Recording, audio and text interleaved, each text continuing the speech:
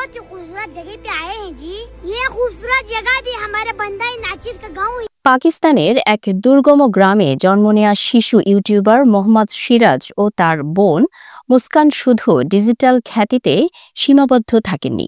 YouTube আয়ের মাধ্যমে তারা গড়ে তুলেছেন গ্রামের শিশুদের জন্য আধুনিক স্কুল জাকি একাডেমি। গ্রামের সহজ সরল জীবন, প্রাকৃতিক সৌন্দর্য ও সংস্কৃতি তুলে ধরে সিরাজ ও মুস্কান অর্জন করেছেন লাখো দর্শকের ভালোবাসা।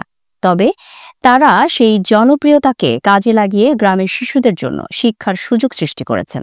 সিরাজের বাবা জানান, স্কুলটি ছিল জরাজীর্ণ, শিশুদের পায়ে জুতো ছিল না, কারো ইউনিফর্মও ছিল না, মৌলিক কোনো সুবিধা ছিল না।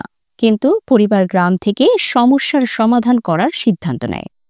সিরাজ ও মুস্কান ইউটিউব আয়ের একটি বড় অংশ দিয়ে স্কুল উন্নয়ন শুরু করেন। পাশে দাঁড়ান দাতা ফৌজিয়া জাকি ও ভাতিজি জেহরা জাইদি।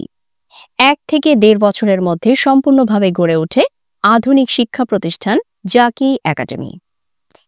সিরাজ বলেন, যে কাজই করুন নিয়ত পরিষ্কার রাখুন, আল্লাহ সফলতা দেবেন, তবে সব সময় অন্যদের জন্য কিছু ভালো করতে হবে।